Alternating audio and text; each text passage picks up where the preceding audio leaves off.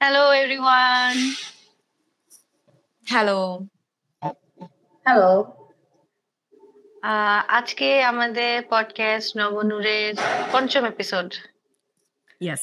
So ৫ সংখ্যাটা খুব important একটা সংখ্যা। আবার খুব হ্যাঁ, আসলে ইম্পর্টেন্ট একটা সংখ্যা। সো আজকে আমাদের সাথে বন্ধু আছেন আরশি এবং আমাদের আমাদের ৩ জনের সম্পর্ক আসলে খুবই অনেক দিন হয়ে গেছে। এটা যদি ৯ বছরও হয়ে যায় আমি অবাক হব না। মনে হয় এরকমই ৯ বছর কি হ্যাঁ ৮ বছর এরকম হয়ে গেছে। হ্যাঁ হ্যাঁ সো হ্যাঁ, অনেক দিনের আমাদের বন্ধুত্ব বা পরিচয়। তো হ্যাঁ তো যেটা হয় যে আজকে আরশি আমাদের সাথে আছে। আমরা দেখা যেত একদম ভার্সিটি জীবনের হলের যে ১ম দিন গণরুমে থাকার যে এক্সপেরিয়েন্স, আমাদের একটা ছোট্ট সিঙ্গেল বেডে ২ টা মানুষ থাকতো।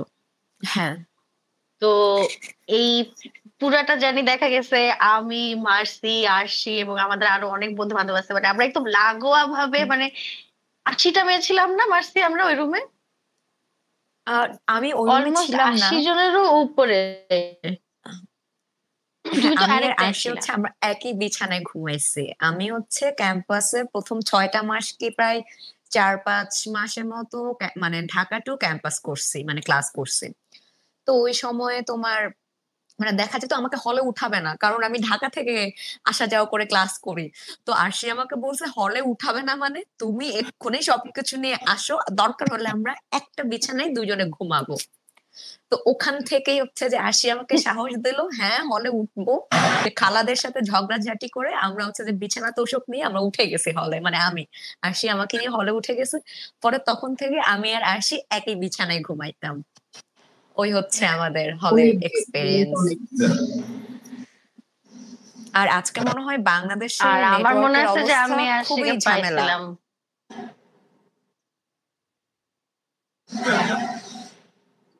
আমাকে কি একটু ঠিকঠাক করে শোনা যাচ্ছে না? হ্যাঁ শোনা যাচ্ছে, তুমি হ্যাঁ, বলতে এখন পারো। শুনতে পাচ্ছি।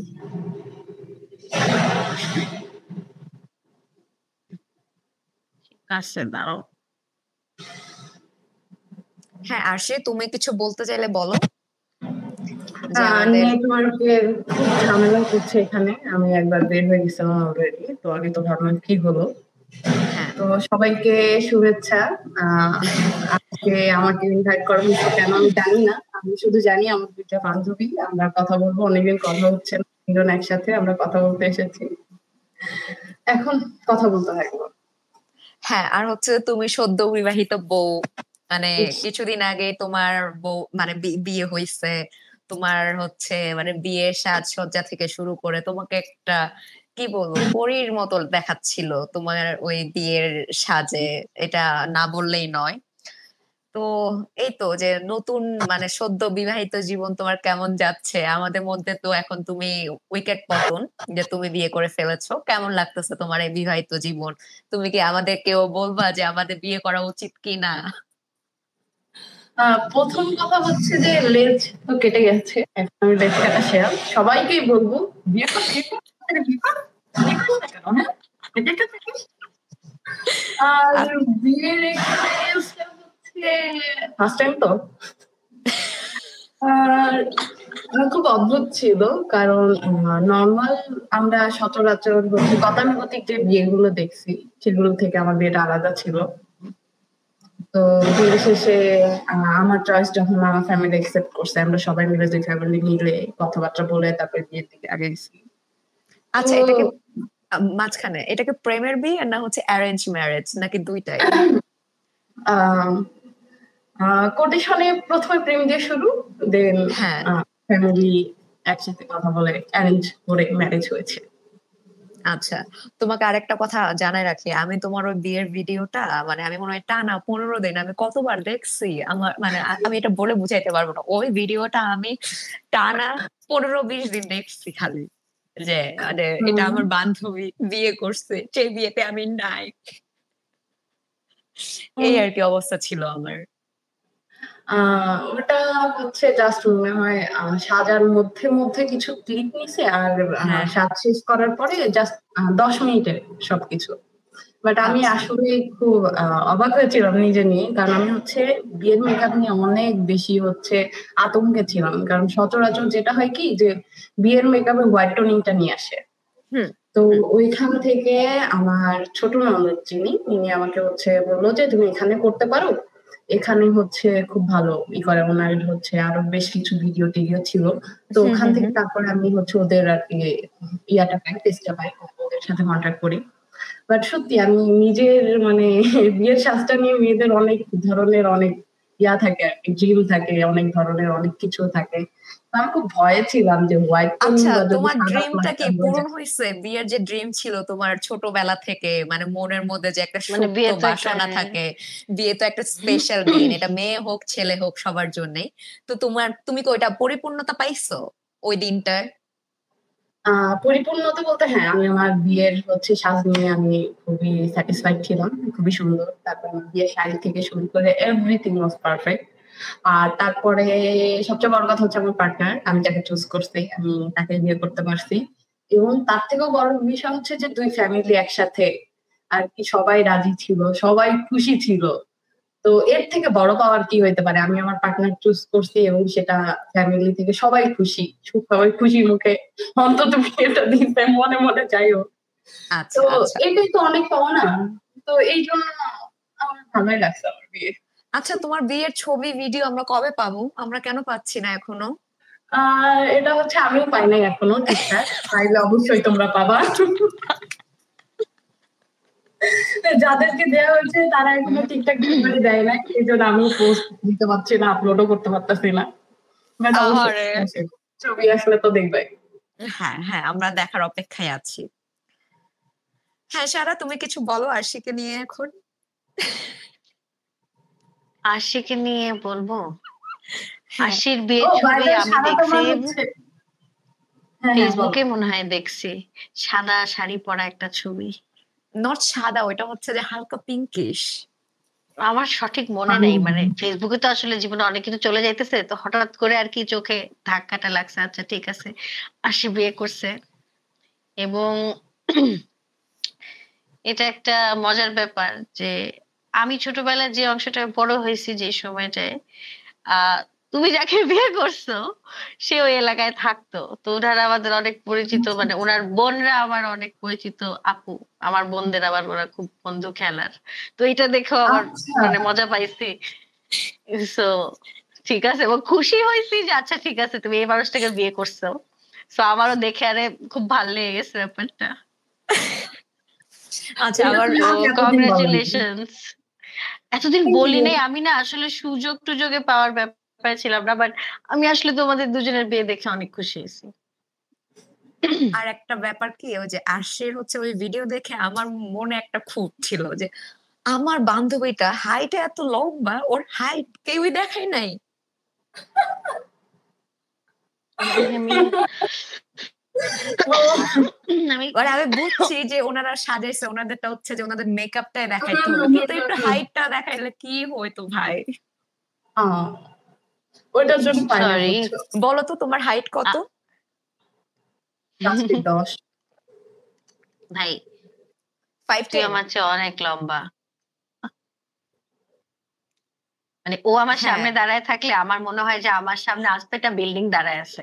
আমি যে এত বাইটটা একটা মানুষ, আমার সত্যি সবসময় মনে হতো আরে এই মানুষটার এত সুন্দর হাইট।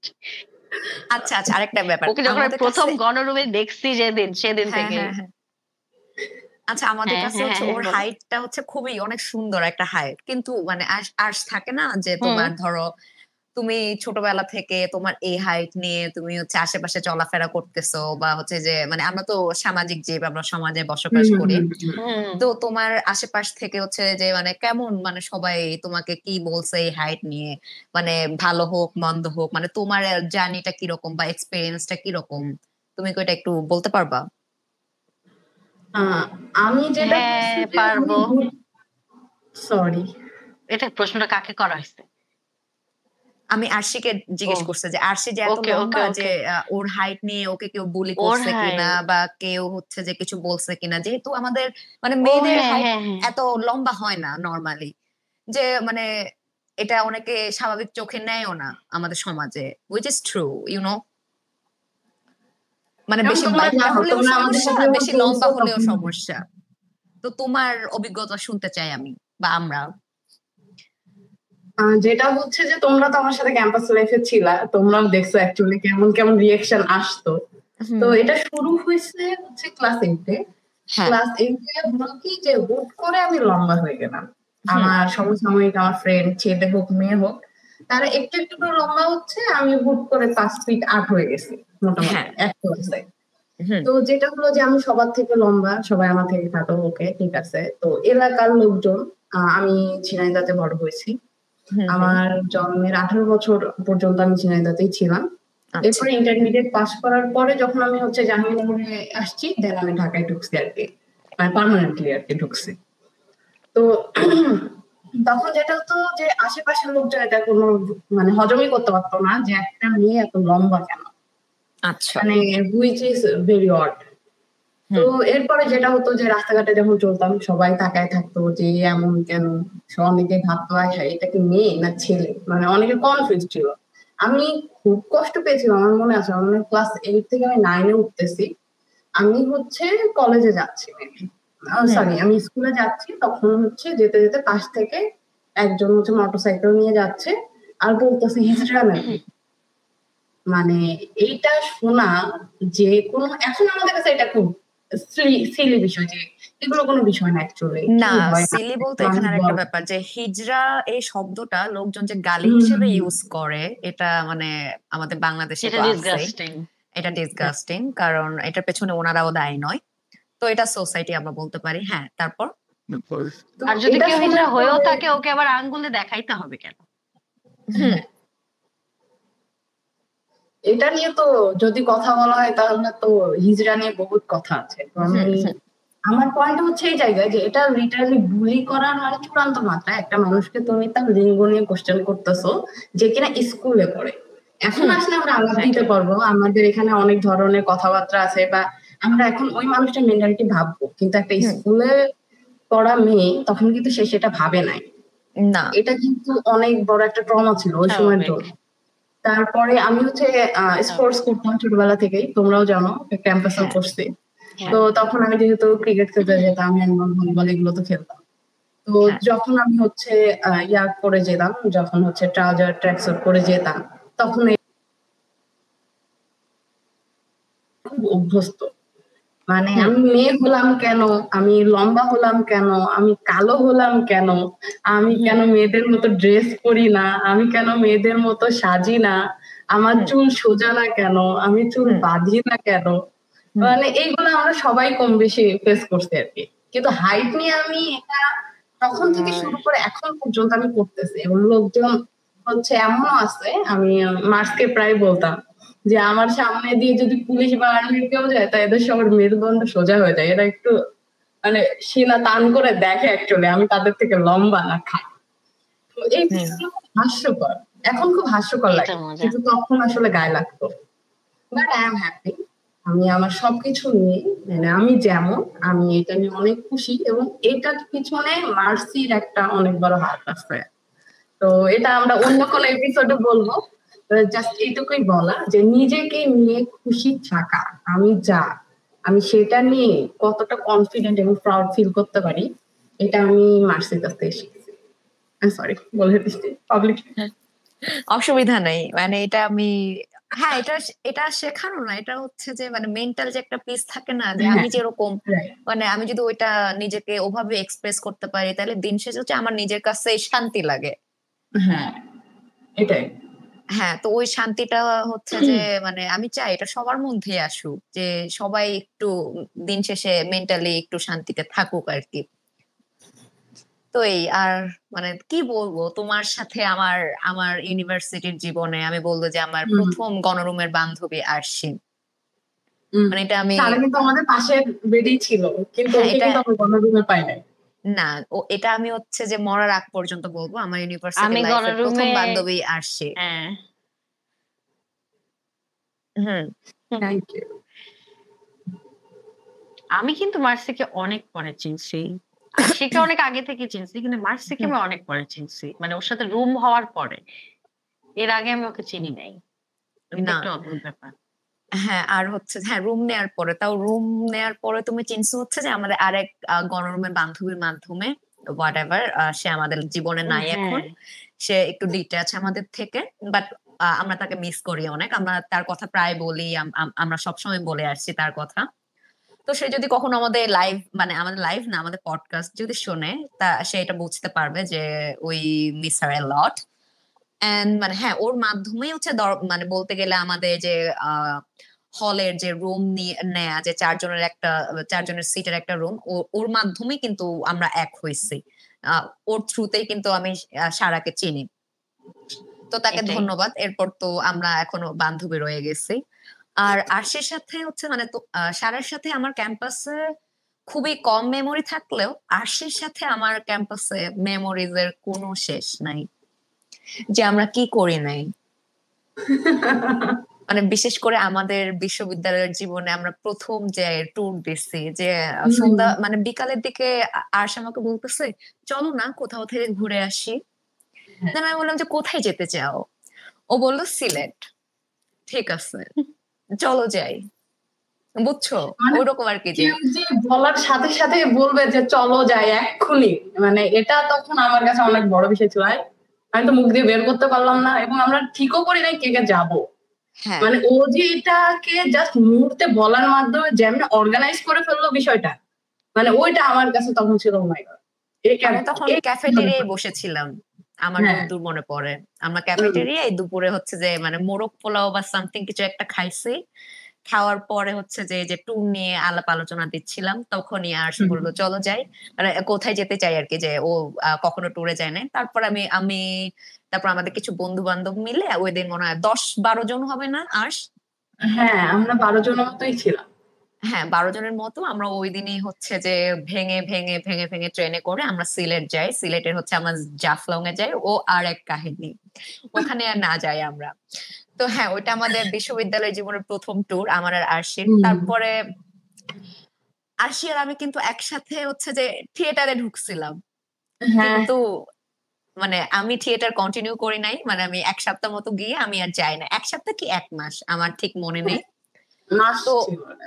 হ্যাঁ, তো তুমি শো এরপর করছো, ঠিক আছে, তুমি নাটকে শো করছো আমার সাথে। হ্যাঁ হ্যাঁ, তো এরপরে হচ্ছে যে আর মানে এরপরে আর্শ কন্টিনিউ করছে থিয়েটারের জার্নিটা। আচ্ছা, এটা নিয়ে কথা বলবো যে তোমার থিয়েটারের জার্নিটা আসলে কেমন ছিল? যেমন সারা অরণিও থিয়েটার করেছে তার জীবনে, তুমিও করেছো। আমি হচ্ছে যে আমি করতে পারিনি, মানে এটা আমারই ব্যর্থতা। তো তোমাদের আসলে থিয়েটার নিয়ে মতামত বা অভিজ্ঞতা বা কেমন সবকিছু নিয়ে, এটা নিয়ে পরিকল্পনা আছে কিনা বা এটসেট্রা এটসেট্রা, যা ইচ্ছা তাই বলো। তাহলে এবার আগে সারা শুরু করো, ওর কথা আমরা শুনতেই পাচ্ছি না, আমরা দুজনে কথা বলতেছি। হ্যাঁ,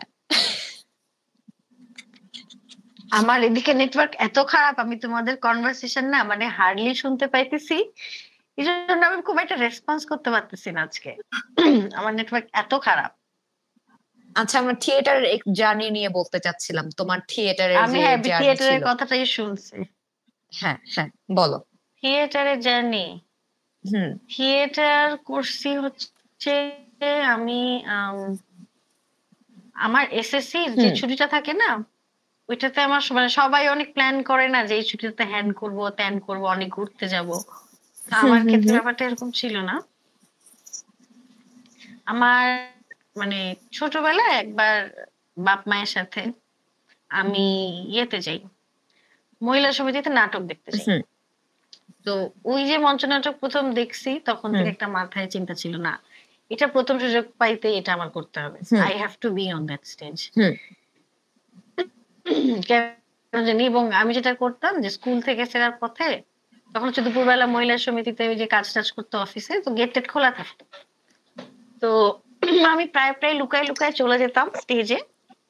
স্টেজে গিয়ে হচ্ছে একা একা ঘুরতাম, নাচতাম, আবার মাঝে মধ্যে বন্ধু বান্ধব পোলাপাইন নিয়েও যাইতাম, ঘুরতাম, নাচতাম। মোস্ট অফ দ্য টাইম আমার মানে সিবলিং আমার সাথে থাকতো।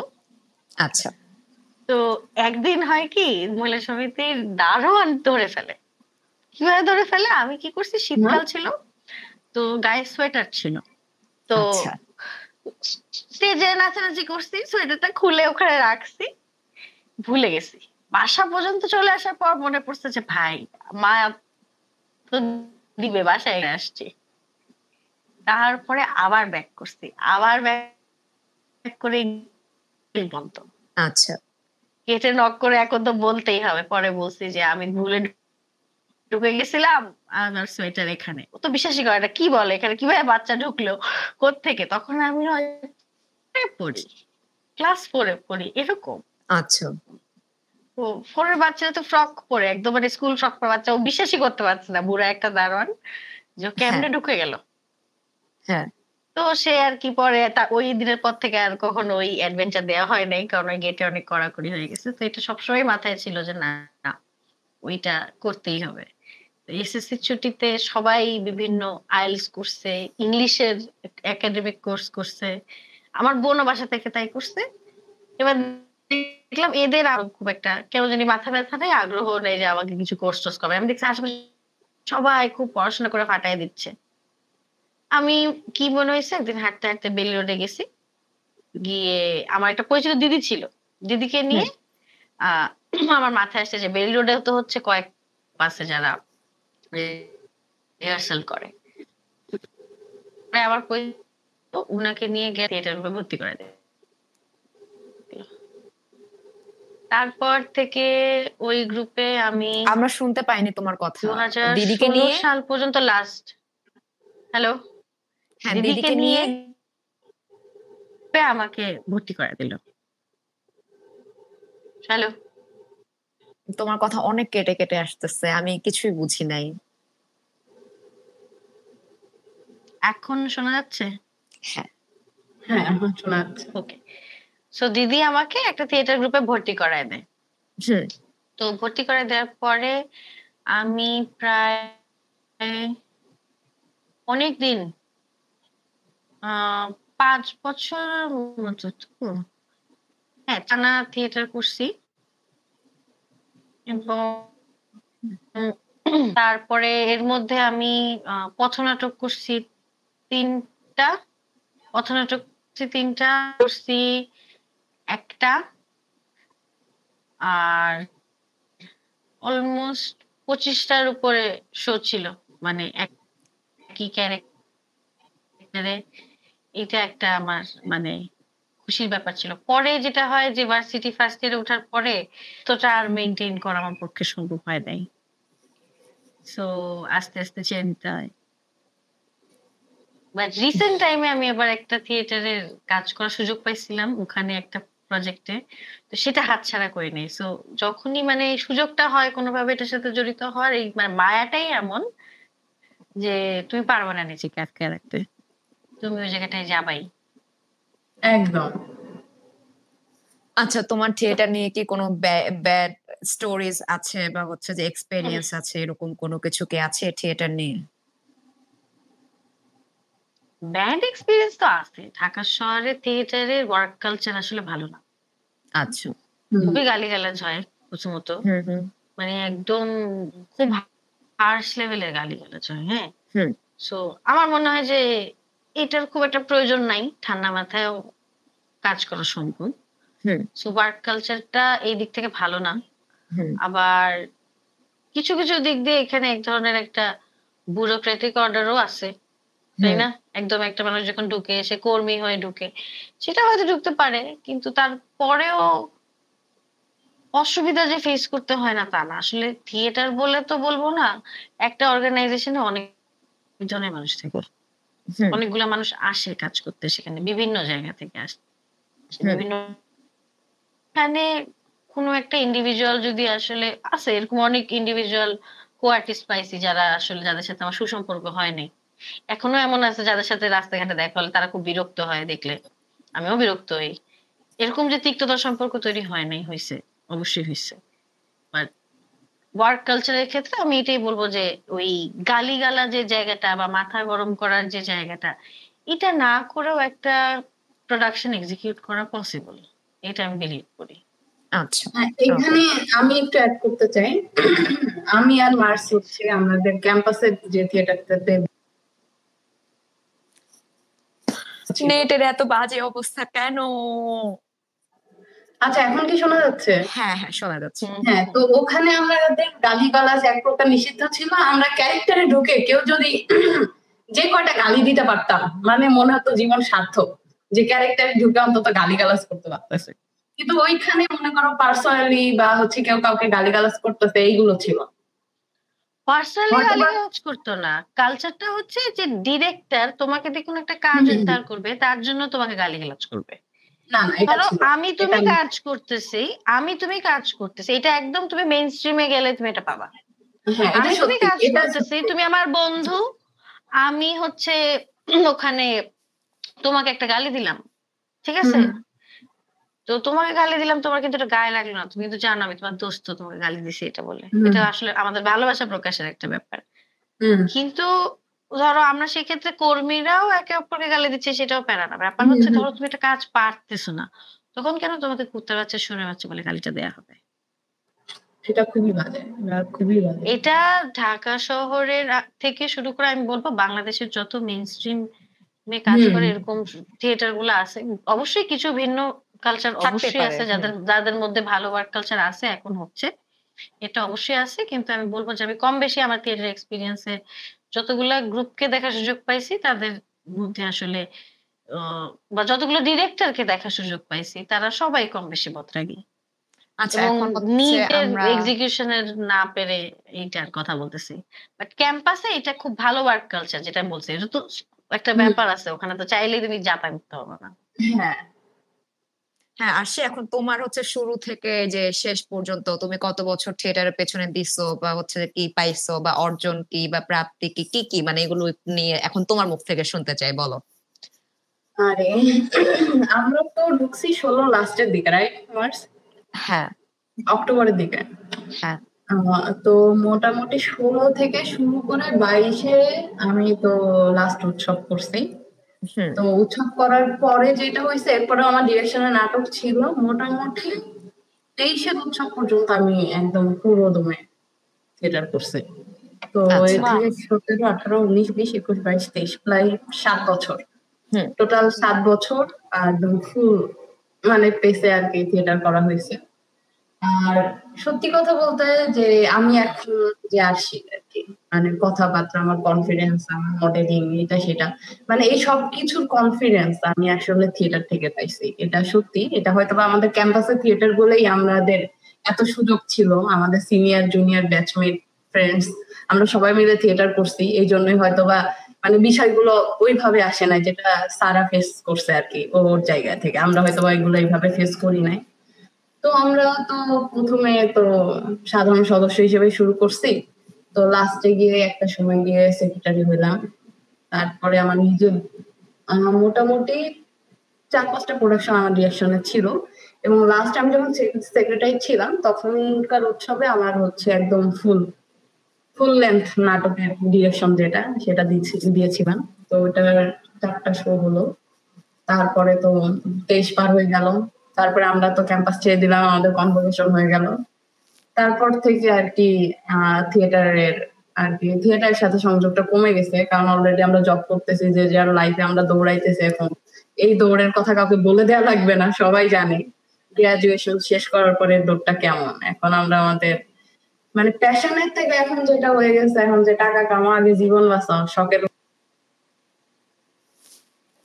এগুলো করতেছি, যার কারণে শখ হিসেবে যে থিয়েটারটা। আজকে আরেকটা বিষয় হচ্ছে যে আমরা আমরা হচ্ছে থিয়েটারটাকে পেশা হিসেবে নিতে পারি নাই, মানে আমি পারি নাই আর কি, যে এটা নেওয়া এখন সম্ভব না। হচ্ছে মানে থিয়েটার থেকে পেশা হিসেবে তুমি কিভাবে নিবা? মানে বর্তমান হচ্ছে যে এই বাংলাদেশের প্রেক্ষাপটে কঠিন। বাংলাদেশের প্রেক্ষাপটে না, এটা সব জায়গায় কঠিন। এটা হ্যাঁ, শুধু বাংলাদেশ বলো বা বাংলাদেশ বলে কথা না, এটা সব জায়গায় কঠিন। মানে থিয়েটারের লোকজন অভিনয় সবকিছুতেই ঠিকঠাক, কিন্তু হচ্ছে যে ওদের মেইন স্ট্রিমে যাওয়া হ্যাঁ। খুবই মানে কষ্টসাধ্য একটা কাজ। এবং ওই মেইন জায়গা স্ট্রিমে থেকে গিয়ে যে আর কি অ্যাক্টিং করবে। হচ্ছে, হ্যাঁ, হ্যাঁ, হ্যাঁ।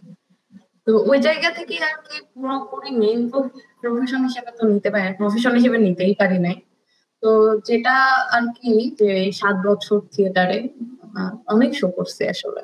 হ্যাঁ, আমি আমি আরেকটা জিনিস বলতে বাংলাদেশের চাই বিভিন্ন যে জায়গায় গিয়ে আমি আরেকটা জিনিস বলতে চাই, সরি আশ, আমি তোমাকে থামাই দিলাম। এই যে বাংলাদেশের আসলে যারা থিয়েটার করে, যেমন আমার পরিচিত থিয়েটার করতেছে বা এখনো করে বা করছে, এরকম অনেকেই আছে, কিন্তু বাংলাদেশের আসলে থিয়েটারের ফিউচার কি? আর ধরো হলিউডে হচ্ছে যে কিন্তু হচ্ছে হলিউডের ফিল্ম ইন্ডাস্ট্রিতে কিন্তু হচ্ছে থিয়েটার থেকে অনেক ফিল্ম আর হচ্ছে যে টিভিতে হচ্ছে যে রিক্রুটমেন্ট করে আর কি, কিন্তু আমাদের বাংলাদেশে কি এটা মানে করে বা এটা কি হয়? যেটা হচ্ছে যে এখন ডিপেন্ড করে প্রোডাকশনটার উপরে, যে প্রোডাকশন যে বানাচ্ছে কিভাবে বানাচ্ছে। তো আমরা যদি সর্বোপরি একটা হিসাবে আসি তাহলে আমরা বলবো যে থিয়েটার আর্টিস্ট অনেক কম, এবং এই ধারণা আছে যারা হচ্ছে থিয়েটার আর হচ্ছে কি বলবো হচ্ছে প্রোডাকশন, আমরা যেটা বলতেছি মিডিয়া লাইন, একদম মানে লাইভ না, যেটা থিয়েটার তো একদম লাইভ প্রোডাকশন আর কি, আমরা ডিরেক্ট হচ্ছে দর্শকদের সাথে আমরা ইন্টারাকশন করতে পারি। তো এই যে দুই অ্যাক্টিং ফর্মের মধ্যে পার্থক্য আছে, যে ক্যামেরার অ্যাক্টিং আর হচ্ছে থিয়েটারের অ্যাক্টিং। তো অনেক ডিরেক্টরের মতে হচ্ছে যে যারা হচ্ছে মঞ্চে কাঁপানো অ্যাক্টর, তারা অ্যাকচুয়ালি হচ্ছে ক্যামেরা এসে খুব একটা ভালো করতে পারে না, এটা তাদের অভিযোগ। তো এই জায়গা থেকে হচ্ছে আমি যদি সর্বোপরি দেখি তাহলে অনেক কম থিয়েটার আর্টিস্ট যারা আছে, যারা অ্যাকচুয়ালি মেইন স্ট্রিমে অ্যাক্টিং করতেছে বা ডিরেকশন দিচ্ছে, সেই সংখ্যা খুবই কম। যার কারণে অ্যাকচুয়ালি এটাকে এটার পিছনে অনেকগুলো কারণ আছে। একটা হচ্ছে দুইটা শিল্পের মাধ্যম দুইটাই আলাদা। একটা হচ্ছে ক্যামেরার সামনে, আরেকটা হচ্ছে ডিরেক্ট দর্শকদের সাথে। সো প্যাটার্ন আলাদা, ধরন আলাদা। এর থেকে বড় বিষয় হচ্ছে যদি বলতে চাই যে হচ্ছে যোগাযোগ এবং রিক্রুটমেন্টের জায়গাটা। থিয়েটার আর্টিস্টরা আসলে মেইন স্ট্রিমে গিয়ে খুব একটা সুবিধা করতে পারতেছে না এখন পর্যন্ত, আমরা যা দেখি আর কি। তুমি কয়জন অ্যাক্টর অ্যাক্ট্রেসরা চিনো যারা এখন আগেরকার দিনে যারা হয়, আগে যারা ছিল তারা কিন্তু মোস্টলি দেখা যেত যারা থিয়েটার করত, তারা আবার হচ্ছে টিভিতেও কাজ করতো, তারা আবার সিনেমাতেও পরবর্তীতে কাজ করতো।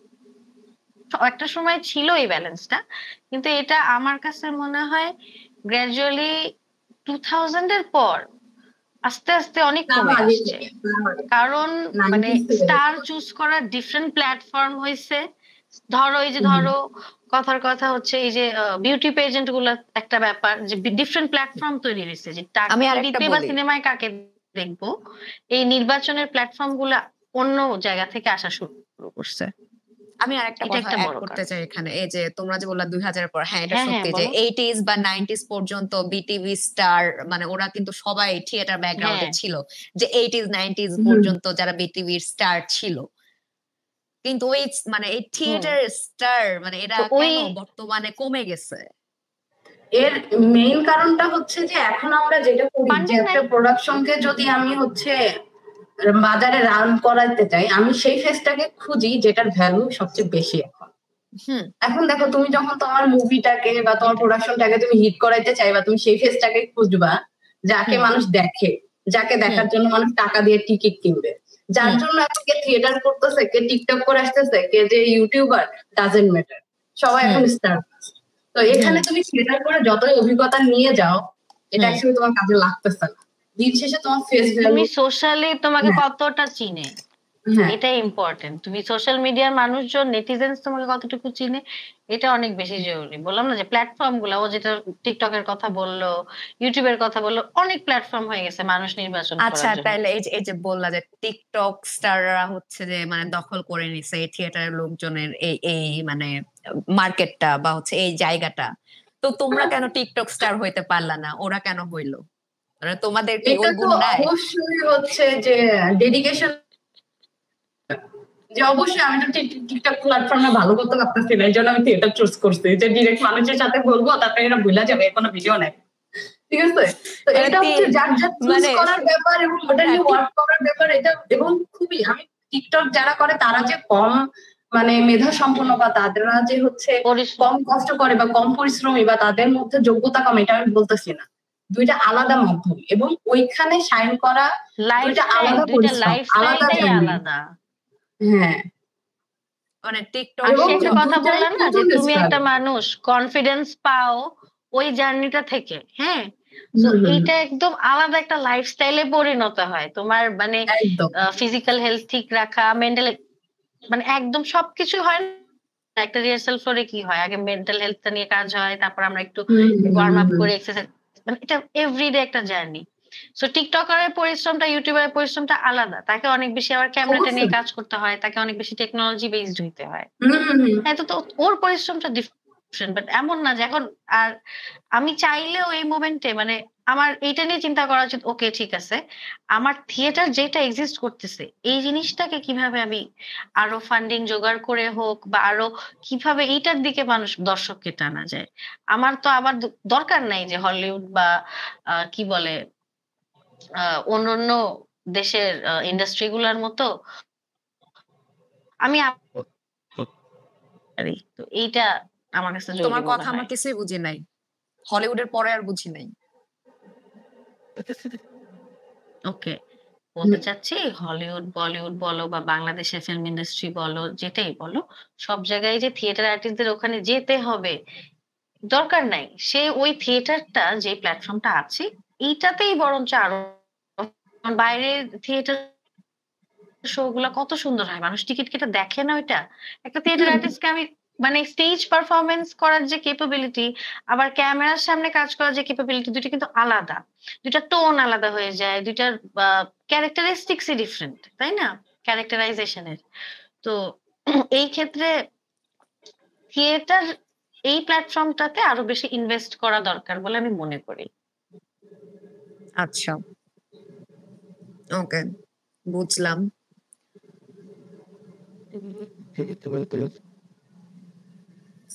আর হচ্ছে যে এখানে যে কানাডার হচ্ছে যে সবচেয়ে কম দামি হচ্ছে যে থিয়েটারের মানে টিকিট কত জানো? কত? $45। কানাডিয়ান ডলার বাংলাদেশি টাকা এখন কত? ধরো 90 ধরলাম।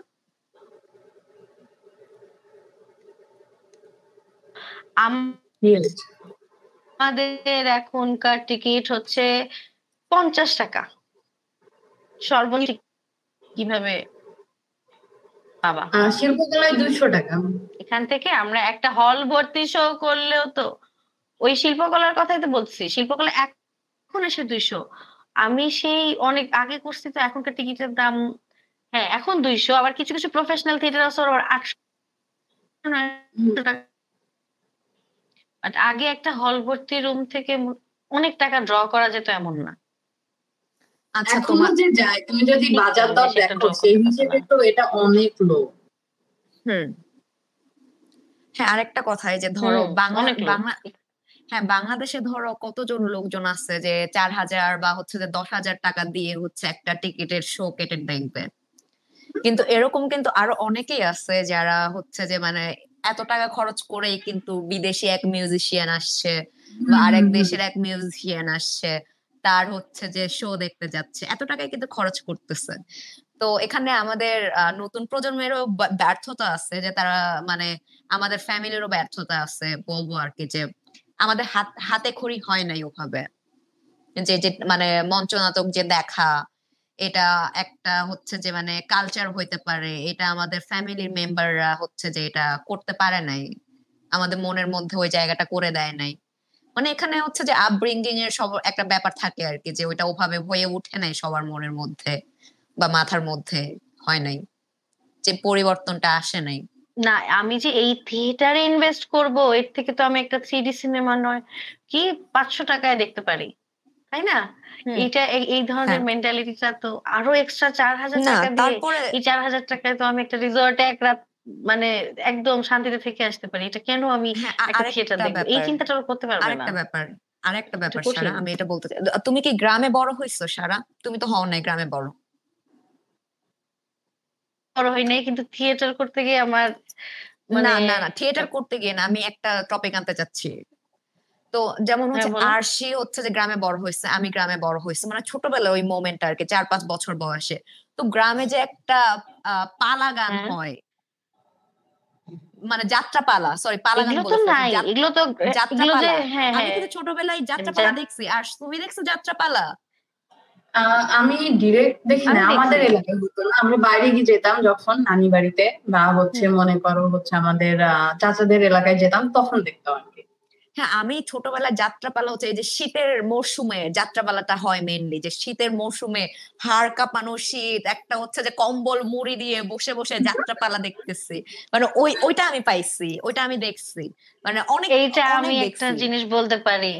হ্যাঁ আমার মানে প্যাটার্নাল গ্র্যান্ডফাদার আর গ্র্যান্ডমাদার উনারা দুজনেই যাত্রা করতেন।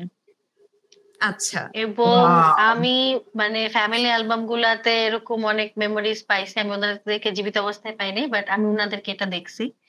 উনারা আমাদের গ্রামে আসলে সেই মানে যেহেতু গ্রামে বড় হওয়ার কথাটা বলতেছো, তো আমাদের গ্রামে আসলে এই কালচারটা ছিল বলে উনারা দুজন মানে এজ আ কাপলও মানে ব্যাপারটা দেখো, একই ফ্যামিলিতে ধরো আমার দাদু রেলওয়েজে কাজ করতেছে, সে তারপরেও সে একটা আবার যাত্রায় অংশগ্রহণ করতেছে, অন্য একটা গ্রুপ আসতেছে সিজনাল, সেখানে আবার সে হায়ার্ড হচ্ছে। হুম। এবং মানে তখন ওই কমিউনিকেশনের প্রবলেম গুলা হইতো না, এবং সবাই হ্যাঁ। পার্টিসিপেট করতে, যে পার্টিসিপেশনের কথাটা আসলো না, তো সবাই পার্টিসিপেট করতেছে। হুম হুম হুম। তো ওইটাই আর কি, যে গ্রামগঞ্জে যে যাত্রাপালা হইতো, ধরো সিরাজউদ্দৌলা আর হচ্ছে যে মুঘলদের স্টোরি নিয়ে যে যাত্রাপালা হইতো, ওগুলো তো এখন হারাই গেছে। যে ওগুলো হ্যাঁ, এখনো এগুলো কোথাও এখন কোথাও হয়ই হয় না। কিনা, হয় কিনা আমি জানি না। মানে এইসব জিনিস এত হারাই যাচ্ছে দিনকে দিন, এটা বলার বাইরে আর কি। যে যারা থিয়েটার নিয়ে কাজ করে বলো, মেইন স্ট্রিমে কাজ করে বলো, মানে এই প্রজন্ম বলো, ওরা কিন্তু এই জিনিসগুলো দেখে নাই, বা হচ্ছে আমাদের বাবা মা বা তাদের বাবা মা কেউ হচ্ছে ওভাবে তাদেরকে বলে নাই যে এই জিনিসগুলো কিন্তু হইতো, তোমরা এগুলো মিস করছো। এখন মনে করো আগে আমাদের বিনোদনের মাধ্যম অনেক কম ছিল। হুম আগে কিন্তু আমাদের হাতে ইন্টারনেট ছিল না, মোবাইল ছিল না, হুম স্মার্টফোন ছিল না। তখন মানুষ কি করতো, সবাই একসাথে হতো, উঠানে সবাই মিলে গল্প করতো, এখানে ওখানে ঘুরতে যেত। তখন তাদের বিনোদনের একটা অন্যতম প্রধান মাধ্যম ছিল যাত্রাপালা, যেটাই বলি না কেন, আমরা মঞ্চনাটক যাই বলি না কেন, সবাই এক জায়গায় বসবে, সবাই মিলে কিছু একটা করবে, ওটা দেখবে, ওটাই ওটাই ছিল বিনোদন। এখন হুম আমাদের এত এত এত এত মাধ্যম বিনোদনের, সেখান থেকে আমরা অ্যাকচুয়ালি মঞ্চ নাটকে যাওয়া, অনেকে তো এটাকে ব্যাকডেটেড বলে, কি জিনিস, গিয়া সামনে মানুষজন দাঁড়িয়ে থাকবে, যে জিনিসটা ও না আমি তো জানি, আমি তো ওইটাই দেখবো, এটা কি একটা জিনিস। ঠিক আছে, মানে মঞ্চ নাটকটাকে যে এটা যে আমাদের মানে আমাদের নিজস্ব সোসাইটির একটা অংশ, এটাকে যে আমরা আলাদা ভাবে সবার কাছে প্রেজেন্ট করা বা এটার যে মূল্যটা, এটা হুম বোঝানোটা আমরা অ্যাকচুয়ালি করি না, আমাদের কালচারে এটা নাই, এটা হারাই গেছে। এখন এর হুম জায়গা অনেক কিছু দখল করে নিচ্ছে, এখন সেই আলাপে না যায়। কিন্তু হুম এটা সত্যি যে আমরা আমাদের এই সম্পদটাকে, আমাদের এই শিল্পটাকে হারাই ফেলছি। যেমন আরেকটা হচ্ছে পুঁথিপাঠ। হুম আমরা এটা কিন্তু খুব বড় ইয়া ছিল যে হচ্ছে রাতে সবাই মিলে উঠানে বসে একজন পুঁথি পড়তেছে, ওইটাই গল্প বলা, ওইটাই গল্প বলা। হ্যাঁ, মার্স বলো। হ্যাঁ, এই পুঁথি পাঠের এই কথাটা হচ্ছে যে লাস্ট জেনারেশন জানবে, যারা হচ্ছে 1000 বছর ধরে উপন্যাসটা হচ্ছে যে পড়ছে, ওই যে রাইট। স্কুলে যে পড়াইতো। হ্যাঁ, হ্যাঁ। এটার পর কিন্তু মানে এটা এখনো পড়ায় কিনা আমি জানি না, কিন্তু এটা যদি পড়ানো শেষ হয়ে যায় এরপরে আমরা আর মানে আর কেউ জানবে না এটা, যে রাতের বেলা হচ্ছে যে পুঁথি পাঠ করে উঠানের বসে সবাই গোল হয়ে শুনতে থাকে, এই আর কি। হ্যাঁ, এখন বলো। তো ওই জায়গাটা যেমন পুঁথিপাঠটা হারাই গেছে একদম। মঞ্চ নাটক তো তাও আমরা যাই হোক মেইন স্ট্রিম, আমরা এরা সেরা যাই বলি না কেন, ইউনিভার্সিটি পাইতেছি, লেভেলে বা একটা হচ্ছে শিল্পকলা স্কুল আছে, জেলা লেভেলে শিল্পকলা আছে। আমরা এগুলো তাও প্র্যাকটিস করতেছি, বাট পুঁথিপাঠটাকে আমরা হারাই ফেলছি, এবং এভাবে চলতে থাকলে হয়তো মঞ্চ নাটকটাকে আমরা হারাই ফেলতে পারি, এই সম্ভাবনা আছে অনেক বেশি। হ্যাঁ, আচ্ছা, আমরা অনেকক্ষণ থিয়েটার নিয়ে গল্প করলাম, এনাফ ইজ রাইট। এনাফ। যদি বলতে আমি থিয়েটার কেন কন্টিনিউ করি না, ওইটা আমি বলি। যে থিয়েটার হচ্ছে যে থাকে না অনেক লোকজন আমাদের আশেপাশে, আমার হচ্ছে যে ওদের ভেতরকার অনেক গ্যাঞ্জাম আমি দেখছি, বুঝছো, মানে দূর থেকে এই ভাইব গুলো আমি পাইছি। পরে ওদের এই ভাইব গুলো পেয়ে আমি হচ্ছে যে ফাক this place, I am not gonna do this again. আমি আসি গিয়ে বলছি তোমার মন চাইলে তুমি করো, আমি ওদের মধ্যে থাকবো না। এটা বললাম না, এক একজন চয়েসের বললাম না বিষয়, কে কোনটি ব্যক্তিগতভাবে কে পছন্দ করে। শিখি, এটা আমার তো তুমি খুব কন্ট্রোল ভালো করতে লাগছে, পারবে না। আমি থাইকা গেছি পুরা 7 বছর ওই জায়গায়। না, আমি আমি এই জিনিসটা দেখছি, ওর সাথে এর গ্যাঞ্জাম, এর সাথে এর গ্যাঞ্জাম, ওর সাথে ওর গ্যাঞ্জাম, ওরা আবার সবাই একসাথে হচ্ছে গল্প করতেছে। আবার হচ্ছে যে মানে কেউ সামনে থেকে মানে পেছনে চলে গেল, ওরে হচ্ছে নিয়ে ওরা আলাপ করতেছে। হুম, তো হুম, এই হুম। জিনিসগুলো আমার পছন্দ না। এই জন্য এবং হচ্ছে আমি এটা এটা কন্টিনিউ কোথায় করি নাই না। মার, তুমি এই যে জব যারা করতেছি আমরা কোথায় ফেস করতেছি না এর চূড়ান্ত উদাহরণ। বরং ওইটা হয়েছে কি খুব ছোট একটা সেক্টর। তবে এটা হ্যাঁ, এগুলো সব জায়গায় আছে, থাকবে, সবকিছু থাকবে, কারণ মানুষ, আমরা সবাই মানুষ এবং আমরাই সবাই একসাথে না না না পড়ছি, না বড় আর হয়েছি। এখানে আর একটা ব্যাপার, এই যে সবাই চাই যে একটু দলটা ভারী করার, বুঝো না? এই যে হ্যাঁ, এটা নতুন তো নতুন চাইবে। থিয়েটারে লোকজন গেলে তো হচ্ছে যে মানে সিনিয়ররা চায় যে দলটা একটু ভারী করার, যে চিপাই নিয়ে হচ্ছে যে এর নামে এটা বলবো, ওর নামে ওইটা বলবো, ব্যাপারটা বুঝো নাই? যে হচ্ছে যে হ্যাঁ, বুঝছি। আমার ওই ভাইবটা পছন্দ করবে। হয় না, এবং এবং ওই মানুষগুলাকে আমার পছন্দ হয় না, এবং ওই মানুষগুলাকে আমি পার্সোনালি এখনো পর্যন্ত জীবনে পছন্দ করি না। হ্যাঁ খুব স্বাভাবিক। হ্যাঁ, তো মার্সি আচ্ছা কয়দিন whatever it is, থিয়েটার করছো এটা আমাকে বলো তো। আমি 1-1.5 মাসের মতো মার্সি করছিলাম কয়দিন মনে হয়, থিয়েটার 1-1.5 করছো? মাস কি 2 মাস। 1 মাস 1.5 মাস মানে হবে। তুমি কি কোনো কাজ করে উঠতে পারছো নাকি ট্রেনিং পিরিয়ডে ছিলা? আমরা ট্রেনিং পিরিয়ডে ছিলাম, তাই না? আচ্ছা, হ্যাঁ, ট্রেনিং পিরিয়ডেই ছিল। আমি আমরা ট্রেনিং আমরা বলবো মনে আমরা করো আমরা মাস শিল্পকলায় লাগছে। হচ্ছে যে আমরা শিল্পকলায় শো করছি, হ্যাঁ, ট্রেন টু আমরা তো পাকিস্তান, গ্রামবাসী তাই না? ছিলাম। আমরা গ্রামবাসী ছিলাম, আমার মনে আছে। আমরা স্টেজে উঠছি, তাও আমি ওটুকু পর্যন্ত গেছি, আমি মজা তো। স্টেজে উঠছি। That's nice. এক্স্যাক্টলি। হ্যাঁ, আর হচ্ছে যেটা বললাম যে এই গ্যাঞ্জাম গ্যাঞ্জাম পরিবেশ, মানুষের সাথে মানুষের গ্যাঞ্জাম, এটা হচ্ছে যে সারা দুনিয়াতেই থাকবে, ওটা নিয়ে আর কথা না বললে আমার ব্যর্থতা, আমি ওটা নিতে পারি না। ওই টাইমে বয়স কম ছিল, টগবগে রক্ত ছিল, যৌবন আমার লাল টমেটো, তো ওই আর কি। এটা আমারই দোষ। হ্যাঁ, এখন হচ্ছে যে তোমার এই যে বর্তমানে তুমি আচ্ছা, চাকরি করছো, প্লাস হচ্ছে যে তুমি অনেকদিন ধরে হচ্ছে চাকরি খুঁজতেছিলা তোমার জীবনে, তো এই যে চাকরির জার্নি তোমার এটা কেমন বর্তমানে? এখন তুমি কি এখনো বিয়ের পরেও চাকরি করছো? হ্যাঁ, আমি বিয়ের আগেও যে চাকরি করছিলাম বহাল তবিয়তে, সেই চাকরিতেই এখনো বিয়ের পরেও করছি। কিন্তু আচ্ছা। চাকরির বাজার এটা নিয়ে কথা বলতে গেলে মানে পুরো দুনিয়া অন্ধকার করে ফেলতে হয়। আমাদের এক্সপেকটেশন, আমাদের ক্যালকুলেশন, আমাদের যোগ্যতা, আমাদের তারপরে যে যোগ্যতা চাওয়া হয় সেটা মার্চ করার প্রসেস, এভরিথিং মানে যাচ্ছে তাই। মানে কি বলবো, সরকারি পাবলিকে পড়ার সুবাদে আমরা সবাই তো শুনছি আমাদের বিশেষ ক্যাডার হইতে হবে, কি অরণি? হ্যাঁ, ফাইন আর্টসে পড়ে তোমার শুনতে হয়েছে না যে বিসিএস দাও, বিসিএস ক্যাডার হও, শুনতে হয় নাই? অনেক কিছু না, আমার স্লাট শেমড হইতে হয়েছে। আমার আবার এটা ছিল না, কিন্তু আমাকে স্লাট শেমড হইতে হয়েছে। আমি থিয়েটার ছাড়ছি কারণ আশেপাশের লোকজন খুব বলা শুরু করছিল যে ও তো নটি। তারপরে ও বলতো কি জানি, আমি হচ্ছে এরকম যাতা করে বেড়াই, লাগায় বেড়াই, এই ধরনের লিড রোল পাইছে, তাহলে তো অবশ্যই ও এটা করছে, এই ধরনের ডিরেক্টরের সাথে মনে হয় কিছু একটা আছে, লটর পটর, এগুলো শুনছি। আচ্ছা। এগুলো তো থাকে, কিন্তু আবার মানুষের কত কত ইমাজিনেশন। মানে হয়েছে, কিন্তু বিসিএস এর মানে কেমন জানি বেঁচে গেছে। ওরা মনে হয় বুঝে গেছে যে আমি খারাপ স্টুডেন্ট, আমাকে বিসিএস এর জন্য জানায় নাই, এক্সপেক্টই করে নাই। তো আচ্ছা, বাংলাদেশে ডাক্তার ইঞ্জিনিয়ারের পরে এখন টপে আছে বিসিএস। এখন বিসিএস ডাক্তার ইঞ্জিনিয়ারদেরও হচ্ছে মার্কেট খেয়ে দিয়েছে, ডাক্তার ইঞ্জিনিয়ার না না এখন না না, কান্ট্রি ডাক্তার ইঞ্জিনিয়ার বিসিএস বাদ একটা সরকারি চাকরি পেতেই হবে, সেটা যে কোনো সেক্টরে হোক, সরকারি হ্যাঁ, চাকরি। এটা হচ্ছে সবচেয়ে বড় বিষয়। দ্যাটস দ্য অনলি ওয়ে, যে সরকারি চাকরি করতেই হবে একটা। একদম, নাহলে জীবন বৃথা। তুমি হ্যাঁ। লেখাপড়া করছো মানে এখন পর্যন্ত শুনতে হয় তুমি পাবলিকে পড়ছো, তুমি সরকারি চাকরি করো না, তুমি কি করছো?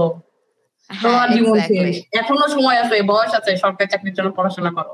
আসলে হ্যাঁ, মনে হয় জীবন শেষ, কারণ কোন সামনে তো মনে হচ্ছে বয়স আরো বাড়বে, সিকিউরিটির কি ধারণা বলো বাড়বে। আরশি, তোমার জীবন সবে শুরু, বিয়ে করছো, তুমি ওই আনন্দে থাকবা তা না, তুমি বলছো জীবন শেষ। আচ্ছা, তোমার প্রেম, তোমার স্বামী, সে কি কখনো তোমার শো দেখছে কোনো? না, এটা অনেক পরে হয়েছে, ক্যাম্পাস পিরিয়ড আচ্ছা শেষের পরে। আচ্ছা, আরেকটা কথা, এই যে আমরা রিসেন্টলি দেখতেছি এই যে টিচার ডে গেল কিছু, আবার গতকালকে কি তার আগের দিন, তার উপরে আবার হচ্ছে যে সরকার পতনের পর থেকে যে টিচারদের সেফটি অনেক ইস্যু ক্রিয়েট হয়েছে আর কি, টিচারদের সেফটি এন্ড সিকিউরিটি নিয়ে। তো তো হচ্ছে অ্যাজ এ ফিমেল টিচার মানে তুমি ঢাকায় তোমার সেফটি নিয়ে কতটুকু টেনশন হইতেছে বা কতটুকু কি হইতেছে তোমার সাথে? এইটার একটা বিষয় হচ্ছে যে মানে কনটেক্সটের সুবিধার্থে জানিয়ে রাখি যে আমি একটা এনজিও স্কুলে কাজ করি। তো আচ্ছা এখানে টিচার মানে শুধুমাত্র ক্লাস নিবে, ক্লাস নিয়ে চলে আসবে এমন না। আমাদের ফিল্ডেও কাজ করতে হয়, আমাদের স্টুডেন্টের বাসায় গিয়ে খোঁজ নিতে হয়, তারা কোথায় থাকে, কিভাবে থাকে, তারা কেন স্কুলে আসতেছে না, তারা কি কি প্রবলেম ফেস করতেছে। মানে আমাকে ফিল্ডে যাওয়া লাগে এবং আমার কর্ম এলাকা একটা বস্তি এলাকা। তো এখানে হচ্ছে আমি এখানে কাউকে ছোট করছি না, এটা একটা শ্রেণীর মানুষের বাসা এবং তাদের সবকিছু সেখানে, তাদের জীবন থেকে জন্ম থেকে শুরু করে মৃত্যু পর্যন্ত। তো যেটা হচ্ছে যে সরকার পতনের আগে থেকেই আমি এখানে কাজ করতেছি। এর আগেও আমি 7 মাস কাজ করছি, এখন এসে লাস্ট 2 মাস হলো। তো এই দুইটার মধ্যে আকাশ পাতাল তফাৎ। যেমন আমার যেটা হয়েছে যে যখন হচ্ছে আন্দোলনটা চললো, 6 দিনের ব্ল্যাক আউটের কথা তো সবারই মনে আছে। ইন্টারনেট থেকে আমরা পুরো পৃথিবী থেকে আমাদের সংযোগ বিচ্ছিন্ন হয়ে গেছে। তো ওই সময় একটা সময় গেছে। তো যেটা হলো যে এরপরে যখন স্কুল খুললো আমি দেখি আমার 30% স্টুডেন্ট নাই। আচ্ছা। তো আমি খুব অবাক হলাম যে এত স্টুডেন্ট নাই কেন। পরে আমি খুঁজতে গেলাম তাদের বাসায় যে কি হলো। তো তারা বলতেছে যে কোন এক বিশেষ দলের প্রভাবে তারা এতদিন গ্রামে থাকতে পারে না, এই জন্য তারা গা ঢাকা দিয়ে ঢাকায় ছিল। যেহেতু সেই দলের প্রভাব নাই, তারা এখন বাসায় ব্যাক করছে। তো তারা আর কখনোই ঢাকামুখী হবে না। এবং অনেক স্টুডেন্ট আছে যারা এখানে বহালতবিয়াতে ছিল, তারা আবার নতুন কোন এক দলের প্রভাবে তারা এখান থেকে চলে গেছে। এটা একটা বিষয়গুলো। আর যখন তুমি বলতেছো যে ফিমেল টিচার, এইটা তো একটা বিশাল বিষয়। প্রথমত হচ্ছে যে আমরা তো কেউ গতানুগতিক ধারার বাইরে, আমরা 3 জনই, আমরা যারা এখানে আসতেছি কথা বলতেছি, ঠিক আছে। তো আমাদের এক্সপেক্ট করতে, এই যে আমি যখন ফিল্ডে যাচ্ছি, এদের তো মন মানসিকতা ধ্যান ধারণা অন্য সবার থেকে আলাদা, সাধারণ মানুষের থেকেও আলাদা, একটু আলাদা। তারাও সাধারণ মানুষ, তো তাদের একটু নিজস্ব ধ্যান ধারণা চিন্তা ভাবনা আছে। তো আমি যখন কুসংস্কারের কথা তো বলে শেষই করা যাবে না। মানে আমি এইখানে কাজ করতে গিয়ে, এই ফিল্ড লেভেলে কাজ করতে গিয়ে জানছি যে অ্যাকচুয়ালি আমরা যতই এখন ফেসবুক, টুইটার, হোয়াটসঅ্যাপ চালাই না কেন, আমরা এখনো সে ঝাড়ফুঁকের জামানায় আছি, জিন ভূত ভর করে। ওদের মতে আমি একটা জিন পুষি। আমার একবার বলছে ম্যাডাম মনে হয় একটা জিন পুষে, বুঝছো, ম্যাডামের চুল দেখছো কোকড়া, তারপরে ম্যাডাম যা বলে তাই হয়ে যায়, এটা হয়ে যায়, ম্যাডাম মনে হয় একটু জিন পুষে। তো বিষয়গুলো খুব হাস্যকর হলো। কথা হচ্ছে যে এই কুসংস্কার এত গোড়ায় আছে যে আমাদের একটা স্টুডেন্ট ছিল যে ও হচ্ছে একটু অসুস্থ হয়ে যায়। হ্যাঁ, একটু মেন্টালি সবার বিকাশ তো সেম হয় না। তো সবাই ওকে ভাবছে যে ওর বাতাস লাগছে, আলগা বাতাস। তারপরে দেখি একদম মানে কত ধরনের বাতাস। এর কারণ হচ্ছে কোন একটা গাছ ছিল, সেই গাছের নিচে ও হচ্ছে ইস্যু করছে আর কি, এই জন্য ওর উপরে জিন ভর করছে। এবং ও এতটুকু, ঠিক আছে, মানে বোঝা যাচ্ছে না ক্যামেরা, যাই হোক আমি বুঝাই আর কি, 8-10 বছরের বাচ্চা এত বড় হচ্ছে ওকে তাবিজ দিছে এইখানে এইখানে এইখানে। এখন ও যদি 5টা মিনিট চুপ করে বসে থাকে, মানুষজন ভাবে যে হ্যাঁ, মানে এটা অনেক টাফ। এটা যখন আমি ওর ফ্যামিলির সাথে কথা বলছি, বিভিন্ন ভাবে আমার নিজের অর্গানাইজেশনের লোকজন অনেক ভাবে কথা, সব থেকে ম্যাসিভ লেভেলের যেটা আছে, যে জিনিসটা আমরা খুব করছে যে এখানে জীবনযাত্রার মান কোথায়। মানে আমরা এখানে চাকরি, বিসিএস নিয়ে কথা বলতেছি, স্বাধীনতা নিয়ে কথা বলতেছি, এরা এখন বেসিক লেভেলের নিড গুলো এখনো পূরণ করতে পারে না। যেমন মনে করো যে আমার স্টুডেন্ট, আমি ডিসেম্বরে জয়েন করছি এখানে। তো ডিসেম্বরের 2 তারিখে জয়েন করছি, 15-16 তারিখে আমার হচ্ছে 16 বছরের একটা স্টুডেন্ট, ও এসে বলে, ওকে দেখি না, ডিসেম্বরে ছুটি হয় না একটা, যে হচ্ছে বার্ষিক পরীক্ষার পর একটা ছুটি, সেই ছুটির পরে আমার দেখি 6 জন বড় বড় স্টুডেন্ট নাই। তার মধ্যে 3 জনের বিয়ে হয়ে গেছে এবং তারাই ছুটির মধ্যে বিয়ে করছে, যাতে আমরা কোনো কিছু বলতে না পারি, আমরা কোনো কিছু জানতে না পারি, কারণ এই সময় তো রোজ ক্লাস হচ্ছে না। হ্যাঁ, they are not even adult, like not 18 plus, right? Right. এখনো যেহেতু ওরা 16 কারোর 14, এমনও আছে 12 ইয়ার্স। মানে যার এখনো তুমি বডি দেখলে ফিমেল বডির কোনো কিছু আসে নাই। মানে আমরা তো আমাদের চিহ্ন আছে, ফিমেল বডির আমাদের বিভিন্ন ধরনের ইয়ে আছে, এগুলো হয় নাই, তাকে আংটি পরায় রাখছে, 2-3 মাসের মধ্যে তাকে বিয়ে করে নিয়ে চলে গেছে। মানে একটা বাচ্চার আমি ফ্র্যাঙ্কলি বলি যে একটা মেয়ের পিরিয়ডও হয় নাই এখনো, তাকে আংটি পরায় বসায় রাখছে, পিরিয়ডটা হলে আমরা তার বিয়ে দিয়ে দিব, একদম মানে লিটারালি পিরিয়ড হয়েছে তার পরের মাসে ওকে নিয়ে চলে গেছে, এবং আমরা জানিও না এগুলো যে করছে। এবং আমরা এগুলো নিয়ে কথাবার্তা বলি, এই জন্য আমাদেরকে জানায় না, এবং এটা করে গ্রামে গিয়ে আমরা যদি আবার মানে খোঁজ খবর পেয়ে অন্য স্টুডেন্টের মাধ্যমে জেনে যদি আবার গিয়ে বাংলা বাঁধায়, এর জন্য ওরা গ্রামে নিয়ে চলে যায়, মনে হয় সে রংপুর নিয়ে চলে গেছে, এখন তুমি কি করবা, কি করার আছে? তার মানে আমরা বাল্য বিবাহ নিয়ে যে হচ্ছে আমরা যে ছোটবেলা থেকে বাল্য বিবাহ রোধ করে যে একটা গ্রামে গঞ্জে যে মানে একটা লিফলেট বিলি করে বা হচ্ছে বাসায় গিয়ে গিয়ে এটা সম্পর্কে বুঝায় এনজিওর আপারা বা ভাইয়ারা, তো এটা এখনো বন্ধ হয় না আসলে। বাল্য বিবাহ এটা হচ্ছে চলতেছে, এটা চলবে, এটার কোনো থামাথামি নাই, কোনো থামাথামি নাই। এবং সবচেয়ে মজার কিছু হচ্ছে যে মেয়েটার ডিসেম্বরে বিয়ে হয়েছে, সে মার্চ মে জুনের মধ্যে ডিভোর্স নিয়ে আবার বাসায় চলে আসছে। ও ওয়াও, তুমি ভাবতে পারো, জাস্ট জুনের মধ্যে ডিভোর্স নিয়ে বাসায় নিয়ে আবার স্কুলে আসছে। বাহ, তখন তুমি কি বলবা? বাহ, এটা আসলে মানে দেন তুমি কি বলবা? ফুল ফ্যামিলি তাকে এত কষ্ট করে টাকা পয়সা দিয়ে বিয়ে শাদী করাইছে, 6 মাস যাইতে পারে না, ডিভোর্স নিয়ে এসে বাসায়। কিন্তু আমার কথা হচ্ছে মানে ওর মানে এই যে 16 বছরের একটা মেয়ে, সে বিয়ে করে 6 মাস থেকে 6 মাসের মধ্যে ডিভোর্স দিয়ে মানে জামাইকে ডিভোর্স দিয়ে সে লিটারেলি ওই গ্রাম থেকে চলে আসছে। এটা কিন্তু তার জন্য মানে সহজ একটা কাজ ছিল না, যে গ্রামে হচ্ছে যে তুমি আমি তোরে বিয়ে করে নিয়ে আসছি মানে তুই আমার দাসী বান্দি, বুঝো না? এই যে মানে তোর যা ইচ্ছা মানে তুই কিছুই করতে পারবি না, সবকিছুতে দরকার হলে ওয়াশরুমে যাইতেও তোর হচ্ছে আমার পারমিশন লাগবে। মানে জামাইরা তো এরকমই, মানে গ্রামে মানে এটা তো এখনো বর্তমানে আছে এরকম সিচুয়েশন। তো ওই মেয়ে ডিভোর্স দিয়ে সে আবার ব্যাক করে ফ্যামিলি আবার তাকে একসেপ্টও করছে, আবার স্কুলে পাঠাইছেও। এবং কেন পাঠাইছে কারণ আছে, ফ্যামিলি এখন বুঝতেছে এই মেয়ের তো আর কোনো গতি নাই, বিয়ে তো করাই ফেলছে, আবার ডিভোর্সই হয়ে গেছে, এখন এই মেয়েকে কে বিয়ে করবে, কি করবে?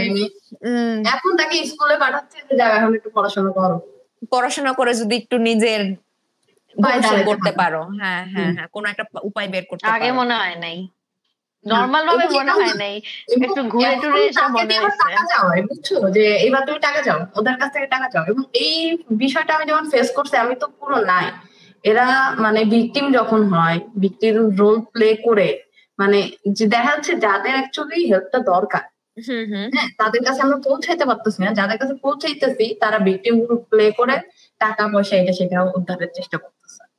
এবং এটা আমি যদি ফিল্ডে না কাজ করতাম, আমি জানতাম না যে আমাদের দেশে এখনো এগুলো এত ম্যাসিভ পরিমাণে আছে।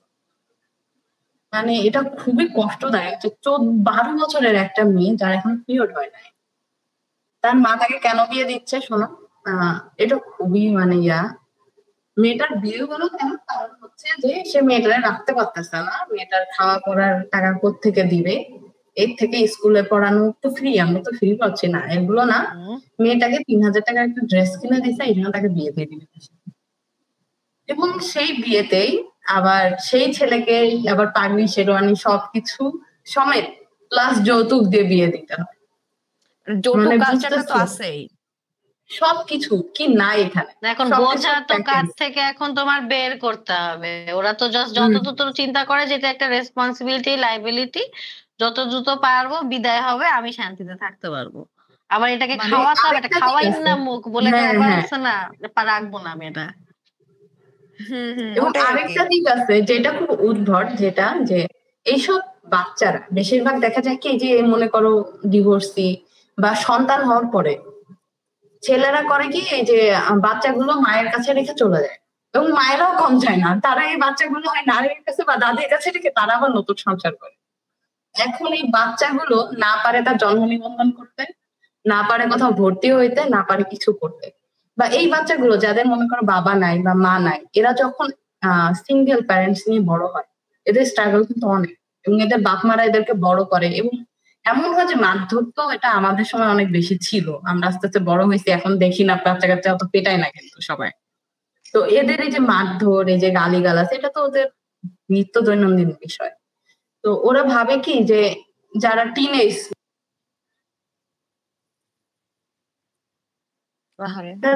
তাহলে যদি আমি কোন একটা রিলেশন করে কোনো বিয়ে টিয়া হয়, তো সেখানে আমি সেফ থাকবো, এর থেকে বেটার যে শাশুড়ি গালি খাওয়া বেটার, কিন্তু মায়ের গালি খাবো। তো এই আতঙ্কেও অনেক প্যারেন্টস হচ্ছে তাদের বাচ্চাদের এই যদি পালায়ে যায়, বুঝছো, এই যে ঘর থেকে পালানোর যে বিষয়টা ছিল স্কুল লাইফে, যে যদি হচ্ছে পালায়ে যায়, এই ভয়ে তারা মেয়েদেরকে জোর করে আবার বিয়ে দিয়ে দিচ্ছে বা এঙ্গেজ করে রাখতেছে যাতে পালায় টালায় না যায়। তো অনেক ধরনের প্রবলেম আছে। হ্যাঁ, এটা তো তুমি ঢাকায় থেকে ফেস করতেছো, কিন্তু হচ্ছে যে হ্যাঁ আমার তো ওয়ার্কিং এরিয়া ঢাকাতে। হ্যাঁ, তুমি ঢাকায় বসে ফেস করতেছো, কিন্তু এগুলো তো নিত্যদিন হইতেছে, মানে অহরহ হইতেছে। মানে তুমি যদি একটু গ্রামের, মানে বিভিন্ন গ্রামের ভিতরের সাইডে যাও, এগুলো কিন্তু হয়। বা হচ্ছে যে তথাকথিত হচ্ছে যে জেলাগুলোতেও হয় এগুলো, মানে ছোটবেলা মানে স্কুলের থাকতেই, মানে আমাদের এরকম মানে ব্যাচমেটও ছিল আর কি, মানে স্কুলে বলো যে ওর আন্টি পড়ায় রাখছে, ওরে হচ্ছে যে মেট্রিকটা পাস করাইতে পারলে ওরে বিয়ে দিয়ে দিবে, এরকম আর কি কাইন্ড অফ। এবং এখন যেটা হয়েছে যে মনে করো যে মেয়েদের যে বোঝা মনে করা, মানে বাসা থেকে বলে না কন্যা দায়, মানে ছেলেদের নিয়ে কিন্তু কোনো নাই যে পুত্র হচ্ছে, বলে না যে পুত্রবতী হও, আশীর্বাদ হয় এরকম, আর কন্যা হচ্ছে দায়। কারণ এর একটা মূল মেইন কারণ হচ্ছে যে সিকিউরিটি। তুমি তোমার বাচ্চাকে হচ্ছে টাকা পয়সা তোমাকে অনেক কিছু দিতে পারতেছো, কিন্তু তোমার হচ্ছে সোসাইটি থেকে যে সিকিউরিটি, এটা তো তুমি দিতে পারতেছো না। এই জন্য তুমি কি করতেছো, আরেকটা ফ্যামিলির কাছে তাকে সুপর্দ করে তার হচ্ছে এই যে চলাফেরা বা নিরাপত্তাটারে তুমি নিশ্চিত করতেছো। হ্যাঁ, এই জায়গাটা আরেকটা কথা বলতে চাই, একটা বড় বিষয় যে তোমার এই যে ধরো যে টিনেজের টাইমে মেয়েরা যে মানে তখন তো চঞ্চল বয়স সবার থাকে, তো টিনেজের টাইমে মেয়েরা তো বিভিন্ন জনের মানে প্রেমের ফাঁদে পড়ে বা হচ্ছে যে প্রেম করতেছে। তো এসবেরও একটা চিন্তা থাকে বাবা মায়ের, যে মেয়ের বদনাম, মানে সাদা কাপড়ে একবার দাগ লাগলে তো এটা আর যাবে না। মানে এটা তো মেয়েদের ক্ষেত্রে চিরন্তন সত্য, যে মানে এটা তো বিশ্বাস করে। তো এটা থেকে ওই যে যে বাল্য বিবাহ বা হচ্ছে যে আংটি পরায় রাখা, মানে এটারও তো একটা প্রচলন আছে, মানে এটাও তো দেয়। একদম একদম মানে যত দায়িত্ব মেয়েদের না, মানে এখন পর্যন্ত আমি সব জায়গায় বলতেছি না ওই ক্রাইটেরিয়া, আর এখন তো আমরা যেগুলো ফেস করতেছি এখন এগুলো আমাদের বলার কিছু নাই। এবং আমি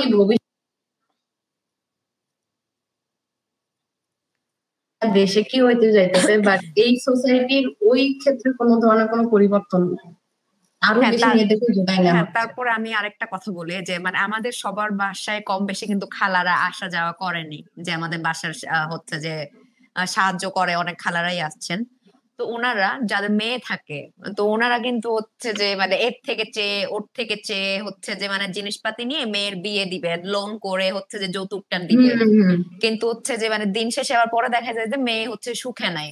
যে যদি মানে ধরো যে বাসায় কাজ করতেছে ওই মহিলা যদি বলে যে আপনি এত তাড়াতাড়ি মেয়ে বিয়ে দিয়েন না, যে মেয়ের হচ্ছে যে এখনো কম বয়স, এত তাড়াতাড়ি বিয়ে দিয়ে কি করবেন, তো তাদের ধারণা হচ্ছে যে মানে মেয়েটাকে বিদায় করে দিতে পারলে বাসে, আর হচ্ছে যেহেতু তারা মানে যেখানে থাকে ওখানে কোনো সেফটি সিকিউরিটি নাই, তুমি বললা বস্তি, যে কোনো এক ছেলে যদি ওরা উঠায় নিয়ে যায় পরে তো আবার বদনাম হবে, মানে এটাও তো সেফটি সিকিউরিটি কিছু নাই।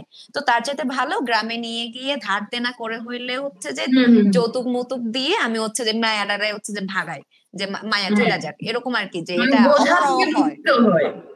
হ্যাঁ, বোঝাটাকে আমি হচ্ছে মুক্ত করি। কিন্তু আবার দেখা যায় যে যখন মেয়ে সুখে নাই, জামাইয়ের মায়ের খাইতেছে 3-4 বেলা করে, তখন আবার আইসা সেই ওই যে মহিলা মানা করছে যে বিয়ে দিও না, ওই মহিলার কাছে আইসা হচ্ছে যে কান্নাকাটি করে, আন্টি আমার মেয়ে তো ভালো নাই, হায় হায় আমি এখন কি করব, আমার বুকটা ফাইটা যাইতেছে, আমি মইরা যাইতেছি, এরকম আর কি, যে একটা মায়া কান্না, এটা আইসা আবার করে। আমাদের বাসার যিনি খালা, উনি প্রতি বছরে যতবার হচ্ছে মেয়ের বাড়িতে যায় ততবার তাকে মানে বিশাল আয়োজন করে অনেক বাজার করে ধার দেনা করে হোক, ঈদের বোনাস জমায় হোক, সে অনেক কিছু নিয়ে যায়, নিয়ে যাওয়ার পরে প্রতিবার বাসায় ফেরে, বাসায় ফিরে খুব স্যাড হয়ে থাকে যে তার মেয়ে শ্বশুরবাড়ি কোনো কিছু পছন্দ করে নাই, সন্তুষ্ট না। সে এত কিছু করছে।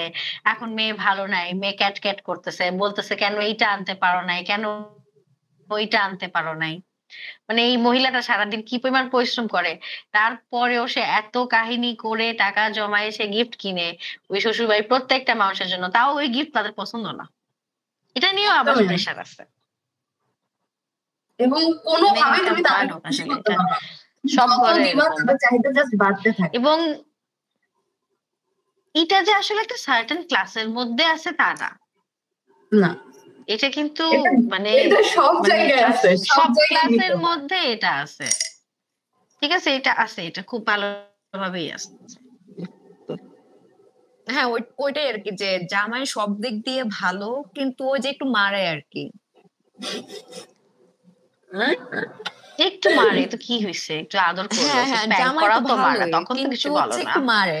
এটাই মানে দিন শেষে।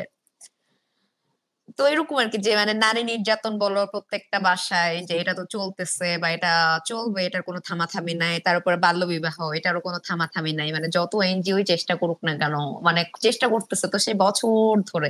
এটার হার মনে হয় অনেকখানি কমায় আনছে। হ্যাঁ, বাট এটা তাও তো সত্যি যে বন্ধ হ্যাঁ, না হলেও কমছে, কিন্তু অনেক হ্যাঁ, কমছে। অনেকখানি যেমন আমি নিজে কমছে। আমার মানে আমার স্কুলের 5টা মেয়ের বিয়ে আটকে রাখছি নিজ হাতে। যদি আমি কোনোভাবে সরে টরে পড়ি, আমি শিওর ওদেরকে বিয়ে দিয়ে দিবে, আমার জন্য দিতে পারতেছে হ্যাঁ, না। হ্যাঁ। তো হচ্ছে ধরো ওই যে তুমি ৫ টা বিয়ে আটকে রাখছো। আমি কোথায় জানি ছিলাম? আমার কথা বলা শেষ হয় নাই। সরি। ওই আচ্ছা যে ১ ঘন্টা হচ্ছে হয়ে গেছে আমাদের অলরেডি। তোমাকে ১ ঘন্টার বেশি ধরে আটকে রাখতেছে। আমাদের ১ ঘন্টার মধ্যে শেষ করে দেওয়ার কথা ছিল। আমি অনেক সরি। তো এটাই ওকে। এটাই আরকি যে ধরো মানে মানে তুমি ঢাকায় যদি দেখো যে খালারা বিভিন্ন জায়গায় কাজ করে, মানে উনাদের জীবনটাও কিন্তু তুমি দেখবা যে উনাদের জীবনেও কিন্তু জামাই নাই। যে আবার হচ্ছে এরকম অনেক খালাও দেখছি আমি যাদের হচ্ছে জামাই আছে, জামাই শহরের বিভিন্ন জায়গায় ৩টা ৪টা করে বিয়ে করে রাখছে। বুঝছো? যে হচ্ছে মাসে একদম। একবার বউয়ের বহুত কাছে আসে। আবার আইসা হচ্ছে মাইট টাইট দিয়া বউয়ের সব টাকা নিয়ে গিয়ে হচ্ছে যে জুয়া খেলে, মদ খায়। এটা তো এইরকম আছেই। কেস প্রচুর আছে। আবার আবার আমি এরকমও দেখছি, যেমন আমি আমাদের যে খালাটার কথা বললাম, সে আবার তার নিজের জামাইকে কিন্তু একদম লাত্থি-টাত্থি মেরে বাইর টের করে দিছে। সে কিন্তু এই যে মেয়ের দায়িত্ব নেয়, সে কিন্তু একা হাতে কাজ-বাজ করে নিজে হুম। হচ্ছে সব সেটেল ডাউন করছে। তো এরকমও আছে। এটা দেখবা যে হ্যাঁ, হ্যাঁ। আ অনেকেই মানে ডিভোর্স দিতে যে ভয় পায়, তখন তুমি দেখবা যে তোমার ইনকাম কম, তখন সাহসটা অনেক বেশি বেড়ে যায়। হুম। তখন ভয় কমে যায়। এটা একটা ব্যাপার আছে যে চাইলেও দেখবা যে আ মিডল ক্লাস মেয়েরা মোস্টলি ডিভোর্স নিতে পারে হুম। না এই না, ধরনের সিচুয়েশন এ। এবং এখানে আমি একটু এড করতে চাই যে এরা প্রত্যেকে ইনকাম করে।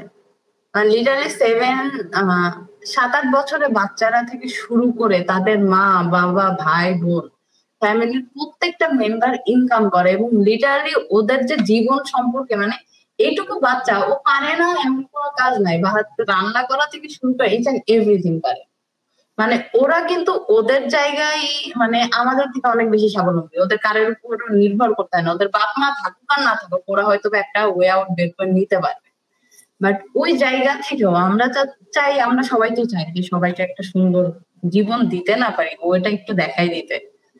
তো ওই জায়গা থেকে আমরা আসলে সবাই যে যার জায়গা থেকে যে যতটুকু পারতেছে কাজ করতেছে। নট যে হচ্ছে যারা এনজিও কর্মী বা যারা ফিল্ডে কাজ করে তারাই করতেছে। তোমরাও তোমাদের জায়গা থেকে করতেছো। তোমাদের বাসায় যেসব হচ্ছে গৃহকর্মী আছে বা তোমাদের আশেপাশে যেসব লোকজনদের, তোমাদের গ্রামে বলো, তোমাদের আশপাশে অবশ্যই অনেক লোকজন আছে। তোমরা তো মানে মানুষ হিসেবে আমরা যখন থাকতেছি সবাইকে নিয়েই তো থাকতেছি। হুম। তো এই জায়গা থেকে আমরা সবাই কাজ করতেছি এবং কাজ করা লাগবে আরো। আর অ্যাকচুয়ালি এটা সময় সাপেক্ষ ব্যাপার। মানে চাইলেই তো চেঞ্জ করা যায় না। আমরা আমাদের এই যে গণ অভ্যুত্থান বা স্বাধীনতা 2.0 দিয়ে তো বুঝছি যে কোনো কিছু সহজে চেঞ্জ হয় না। তারপরে মানে এই যে আরেকটা ব্যাপার মানে ঢাকা শহরে কিন্তু গৃহকর্মীদের উপরে নির্যাতন এটাও হয়। আবার হচ্ছে যে হ্যাঁ, একদম এটা মানে তো প্রচুর। তারপরে নাবালিকা এটা যে নিয়ে তোমার গৃহকর্মী বাচ্চারা এরকম রাখে। কিছু ফেস করে? তোমার বাচ্চারা কি এরকম কেউ আছে যারা গৃহকর্মী, তারা এরকম ভায়োলেন্স ফেস করছে? সবথেকে মজার বিষয় হচ্ছে যে আমার ওয়ার্কিং এরিয়া হচ্ছে গার্মেন্টস ওয়ার্কারদের নিয়ে। তো বেশিরভাগ আচ্ছা হচ্ছে গার্মেন্টস এ কাজ আচ্ছা করে। তবে যারা আছে হ্যাঁ বাসায় এগুলা ফেস করছে, এমন কি মনে করো যে বাসায় ভাড়া থাকে, নট যে বাসায় কাজ করতে যায়। আমরা তো হুম শুনি যে গৃহকর্মী নির্যাতন মানে যে বাসায় কাজ করতে যাচ্ছে সেই বাসার গৃহকর্তা কর্ত্রী বা সামওয়ান হুম তাকে হুম হচ্ছে হুম নির্যাতন করতেছে। বাট এইটা মনে করো রাস্তার লোক থেকে শুরু করে যে বাসায় ওরা ভাড়া থাকে, মানে বাচ্চাদের সেক্সুয়াল হ্যারাস করা থেকে শুরু করে বহু ধরনের নির্যাতন আছে। যে কারণে এখন আমি শুধুমাত্র গৃহকর্মীদের নির্যাতনটা দেখি না, আমি এখন বহুবিধ নির্যাতন দেখতে দেখতে মানে এখন ওইগুলো আর কি সবকিছু এখন সমান তালে আগাচ্ছে, যে নট শুধু গৃহকর্মীরা নির্যাতিত হচ্ছে। কারণ আমাদের সবার বাসায় গৃহকর্মীরা আসে, তো এই খবরগুলো আমরা পাই, কিন্তু বাকি ওই যে সেক্টর গুলো আমরা পাই না। হ্যাঁ, আমি যেটা বললাম যে মেয়েদেরকে হচ্ছে গৃহকর্মীরা এত হচ্ছে যে মেয়েদেরকে কেন ধুমধাম করে বিয়ে দিয়ে দিচ্ছে, বললাম না যে সেফটি সিকিউরিটি, যে হুম আশেপাশে কোনো হুম ছেলে যদি উঠায় নিয়ে যায় কিছু একটা হুম করে, মানে ওই ব্যাপারটা থেকে মুক্তি পাওয়ার জন্য একটা ব্যাপার আছে যে ওরা বিয়ে দিয়ে দিচ্ছে মেয়েকে, যে শ্বশুর বাড়িতে মনে হয় সেফ থাকবে, মানে এরকম একটা মন মানসিকতা থেকে ওরা এটা করতেছে। হচ্ছে যে মানে সেফটি নিশ্চিত করার জন্য তোমার ন্যূনতম যে বস্ত্র, বাসস্থান, সব থেকে বড় কথা হচ্ছে বাসস্থান তো তোমার লাগবে, হুম যেখানে তুমি একা একটা রুমে বা একটা জায়গায় থাকবা। তুমি থাকতেছো এমন মানুষজনদের সাথে, এসব বস্তিতে বা হচ্ছে এইসব এলাকায় তোমরা যদি গিয়ে থাকো তাহলে বুঝবা যে বিষয়টা কেমন, যে একটা ঘরের মধ্যে কতগুলা পার্টিশন, সেখানেই সবাই থাকতেছে। তো না, অ্যাকচুয়ালি আমি তুমি আমি হ্যাঁ দেখছি এটা যে যারা জি গার্মেন্টস জি হ্যাঁ ওয়ার্কার্স তারা হচ্ছে যে ধরো মানে টিন শেডের একটা মানে চারপাশে দেয়াল টিন শেড, তো হচ্ছে এখানে রুম রুম করা টিন শেডের একটা রুমের মধ্যে ওখানে থাকতেছে ধরো কত প্রায় মানে 3-4টা কাপল মিলে একসাথে থাকতেছে। হুম তো এরকম আর কি, এবং সবাই হচ্ছে যে হ্যাঁ বাসা এফোর্ড করতে পারে না, তারা একটা রুম কয়েকজন মিলে শেয়ার করে হুম থাকতেছে, প্লাস হচ্ছে যে বাইরের চুলা সব হচ্ছে ওরা শেয়ারে ব্যবহার করতেছে, মানে পালা পালা করে হচ্ছে সবাই রান্না বান্না থেকে শুরু করে এভরিথিং করতেছে, গোসল করা থেকে শুরু করে ওয়াশরুমে যাওয়া থেকে শুরু করে এভরিথিং তারা হচ্ছে পালাক্রমে করে থাকে এগুলা। তো এখানে তুমি সেক্সুয়াল হ্যারাসমেন্ট বা যদি নিপীড়ন বলো যাই বলো, এটাকে তুমি আলাদাভাবে কিভাবে আইডেন্টিফাই করবা বা এটাকে হ্যাঁ। তুমি রোধ করবা কিভাবে, হুম যেখানে এক রুমের মধ্যেই সবাই বা এইটুক জায়গার মধ্যে এতগুলা মানুষের এত কিছু করতে হচ্ছে, এখানেই হুম হচ্ছে হুম প্রথম চ্যালেঞ্জ।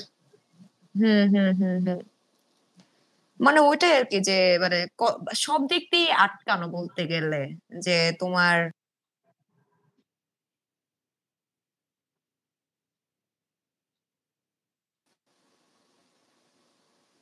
আমার কথা কি শোনা গেছে? না আবার বলো যে তোমার যে এটা মানে এই সমস্যাটা আসলে সব জায়গায়, যে মিডল ক্লাস আমি থেকে শুরু শুনতে করে পাচ্ছি না। মিডল এই সমস্যাটা সব জায়গায়, মিডল ক্লাস থেকে শুরু করে আপার ক্লাস থেকে শুরু করে এভরিওয়্যার, যে লোয়ার ক্লাস থেকে শুরু করে। শুনতে পাচ্ছো? হ্যালো?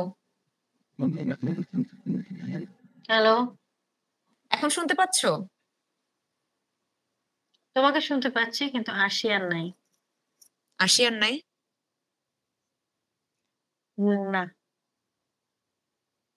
না সে কোথায় গেল? আজকে কি জানি ইন্টারনেটে অনেক ঝামেলা। হ্যাঁ, আমরা যেটা বলতেছিলাম এই যে অনেক ধরো সমস্যা। সেক্সুয়াল হ্যারাসমেন্ট বা হচ্ছে যেটাই বলো, এটা হচ্ছে আপার ক্লাসে আছে, মিডল ক্লাসে আছে, লোয়ার ক্লাসে আছে, এটা সব জায়গায় আছে। যে মানে গৃহকর্মী থেকে শুরু করে মানে আশেপাশের মেয়ে থেকে হুম শুরু করে সব মানে সব জায়গায় করতেছে সব কিন্তু। জায়গায় আছে। হ্যাঁ, সব জায়গায় তুমি আছে একটা ধরো। জায়গায় কাজ করতে গেছো, সেখানে অফিস স্পেসে পর্যন্ত আছে, আর কি বাকি রাখে?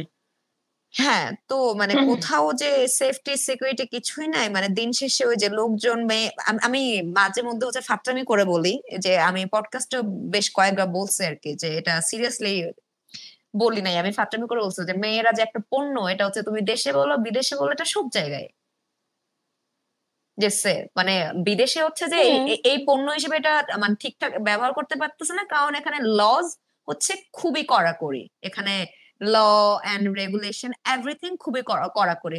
তোমার ধরা পড়লেই হচ্ছে তোমার এখান থেকে আর মানে জামিন নাই।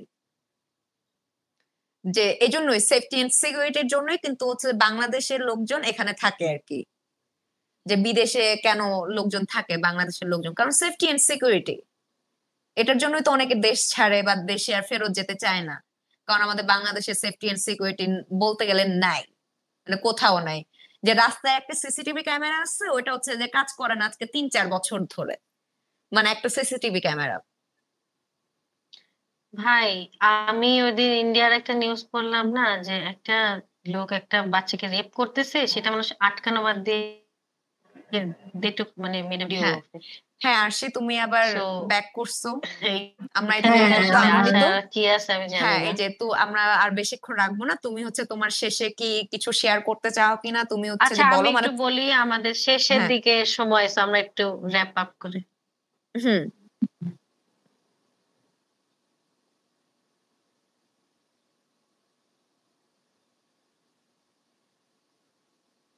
আমি কাউকে শুনতে পাচ্ছি না।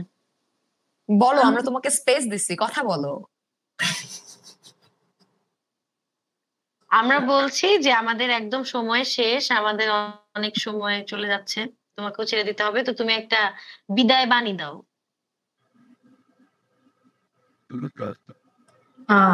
এইভাবে বললে ব্ল্যাঙ্ক হয়ে যেতে হয় বিদায় বাণী বললে। না, তোমাকে আবার যেটা আনবো, তোমার যে সাথে কথা বলা শেষ আজকের হয় নাই। মতো আর কি, গুড নাইট বাণী। হ্যাঁ, হ্যাঁ, শেষ হয় নাই, নাইট আমার মনে বাণী হইতেছে আসলে এটা 5-6 ঘন্টা শেষ লাগবে। হয় নাই, মানে এটা আরো, মানে এটা 2 ঘন্টার সেশন হওয়ার কথা ছিল, কারণ এত এত মানে কথা বলতে হবে যে অনেক কিছু, তো মানে পুরাটা জীবনে যে মানে এত এতগুলো বছরে এত এত অভিজ্ঞতা, যে এগুলো শোনা হয় নাই আসলে, মানে প্রত্যেকটা পর্যায়ে পর্যায়ে তো অভিজ্ঞতার আসলে শেষ নাই। তো আমরা জাস্ট 2টা অভিজ্ঞতা নিয়ে কথা বললাম, তুমি এখন বিদায় বানিয়ে দাও, আমরা তোমাকে বিদায় দিই। আচ্ছা, গুড বিদায় নাইট বাণী বলি। বলতে এটা যে আমি এটা সবসময় বিশ্বাস করি যে জীবনটা খুব ছোট, সেটা যে কারোর জন্যই হোক, যেহেতু আমরা জানি না আমাদের জন্ম হয়েছে কিন্তু মৃত্যু কবে হবে। তো বিদায় বাণী বলার যাই বলো, আমার জন্য এটাই যে আজ এখন যা করে নাও, কালকে চিন্তা খুব একটা কাজে দিবে না। তারপরে তুমি মেয়েদেরকে নিয়ে কিছু বানিয়ে দিতে চাও, যে মেয়েদের কিছু করা উচিত বা কি না বর্তমানের অবস্থায়, পরিপ্রেক্ষিতে? বলার একটাই, যেটা হচ্ছে যে কোনো কিছু তো চেঞ্জ করা সম্ভব হয় না, বা ওটা অনেক সময় সাপেক্ষ ব্যাপার। তো কিন্তু নিজের ওয়ে আউটটা বের করে, হ্যাঁ বলো মার্স, বল। কিন্তু হচ্ছে এখানে আমি বলবো যে নিজের পরিবার থেকে শুরু হোক, নিজের ভাই বা বন্ধু বান্ধব থেকে শুরু হোক এই পরিবর্তনটা। হ্যালো, আমি শুনতে পাইনি, আমার আমি এটা বললাম যে এই রিলোড হচ্ছে। পরিবর্তনটা নিজের মানে পরিবার থেকে শুরু হোক, যে নিজের ভাই, নিজের বন্ধু বান্ধব বা হচ্ছে যে এদেরকে দিয়ে শুরু হোক আমি পরিবর্তনটা। ওইদিকে যাচ্ছিলাম যে হ্যাঁ, সবকিছু পরিবর্তন করা তো আমাদের হাতে নাই। না তো আমরা তো শুরু করতে পারি হচ্ছে একদম অণুর জায়গা থেকে। অণু পরমাণুর যে জায়গাটা, সেটা হচ্ছে নিজের ফ্যামিলি। তো প্রথমে নিজের ফ্যামিলি থেকে পরিবর্তনটা শুরু হলে, আমরা প্রত্যেকটা মেয়ে যদি প্রত্যেকটা ফ্যামিলি পরিবর্তনগুলো আনতে পারি, তাহলে আসলে পুরো দুনিয়া চেঞ্জ করা সম্ভব, এটা আমি বিশ্বাস করি। হ্যাঁ আর পুরো থ্যাঙ্কস মার্স, থ্যাঙ্কস অরনি, অনেকদিন পরে এরকম আলাপ হইলো। কি থেকে শুরু করছিলাম আর কই গিয়ে আর শেষ হলো, মানে হ্যাঁ তুমি তো অনেক এইগুলোই টেনশনে হচ্ছে। ছিলা। হ্যাঁ হ্যাঁ, মানে সবকিছু মিলায় কি বলবো, গার্লস নাইট, গার্লস টক। হ্যাঁ হ্যাঁ, আমরা আবার এই গ্রাফ স্টক করব, কিন্তু আমি শেষের দিকে আরেকটা কথা বলে দিতে চাই, সেটা হচ্ছে যে আমাদের যারা শ্রোতা আছেন, তারা যদি কেউ আমাদের এই পডকাস্টের সাথে যোগাযোগ করতে চান, তারা আমার ইমেইলে হচ্ছে যে যোগাযোগ করতে পারেন। আমার ইমেইলটা হচ্ছে যে দেয়া আছে আমার বায়োতে, আর হচ্ছে আমার ফেসবুকে যারা আছেন তারা আমার বায়োতে গেলেই পাবেন আমার ইমেইলটা। তো আমাকে ইমেইল করতে পারেন আপনারা, যারা আমার পডকাস্টে আসতে চান অ্যাজ এ গেস্ট বা কথা বলতে চান, সেটা হচ্ছে যে কোনো কিছু নিয়ে, ব্যক্তিগত আলাপ হোক বা আশেপাশে আলাপ আলাপ হোক, এনিথিং আপনারা হচ্ছে যে বলতে পারেন আর কি। তো এই এই নিয়ে হচ্ছে যে আমরা আজকের মতো বিদায় নিচ্ছি। আমাদের আরো অনেক কিছু বলার আছে, কিন্তু সময় স্বল্পতার জন্য আমরা বলতে পারতেছি না। হ্যাঁ অরণি, বলো।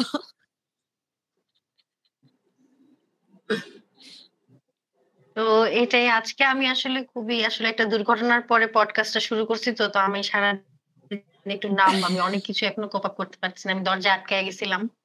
তো তারপর ওয়াশরুমে শোটা আটকাইছিল শুরু অরণি করতে আজকে। তো আমি সারাদিনের আমার মানে এই মানসিক ক্লান্তিটা আর মানে এখনো যায় নাই, ওই ট্রমাটা থেকে বের হইতে পারি নাই। সো আমার কাছে এই জন্য এখনো পোষাইতেছে না আরশির সাথে আজকের কনভারসেশন।